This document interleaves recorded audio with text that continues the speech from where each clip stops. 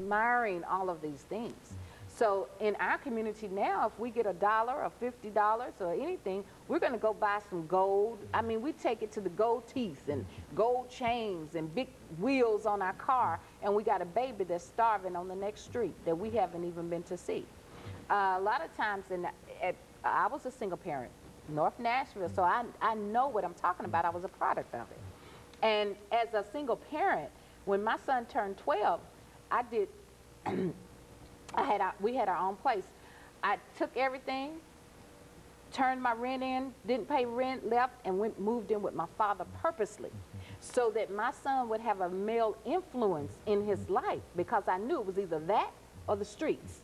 And my father was a wonderful man. He's always been in my life, and he's always been the perfect dad for me. And now they're coming out with statistics that's showing that female women who have a relationship with their father, it's a mystical bind. It allows them to really look for a different type of man. They don't get caught up in abusive relationships as much. They don't become addicts. So this is very important, that the man plays his role in our family. His function is crucial, and he has to understand it. And what happened is, the African-American woman was taught and trained to push him out the house, to not be bothered with a man. She can handle it on its own. She's independent. She's independent. So when he is at home, she doesn't make him feel like he's running the house.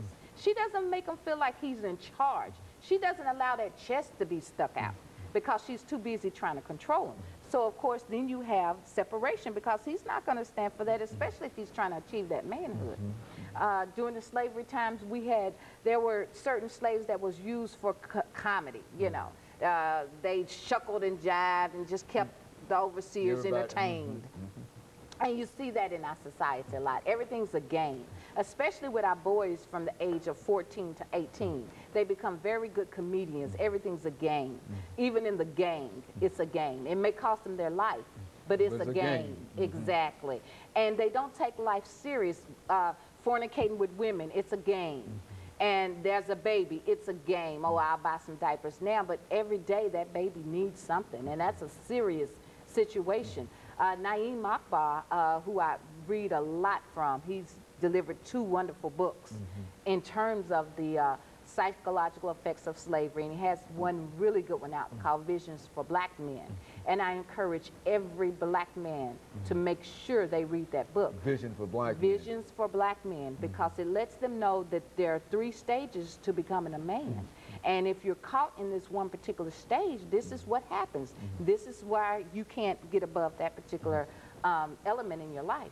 So it's some wonderful information out there, but it's time for us to act. We've been sitting in our masjids and our churches and getting all this knowledge for years and years. It's time for some action now. We have to develop programs, and I mean working programs, not programs just to get benefits, and not programs just as a babysitting mechanism for after school. We have to get programs that's going to put jobs in our children's hands, that's going to have them prepared for this world, and we can create a lot of educated people that will contribute to the society as well. So what you're saying, Mr. Shakir, is that it's not really too late. No. That we can still change things and turn things around, but we have to be conscientious about it. That is, we have to make up our minds, and we have to get our institutions, those institutions that have sustained us for so long, the church and other organizations, to become involved with our young people again. Is that what you're saying? Absolutely, absolutely. When I'm in public school and I'm teaching, once I let the children know, hey, I'm from North Nashville, I come, you know, I'm right here in the hood with you. I'm not going anywhere. I'm not going to Brentwood. I'm staying here.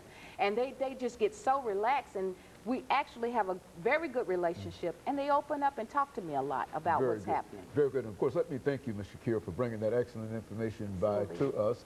And let me encourage our audience to tune in again next week for another informative edition of Comments. Thank you, and good morning.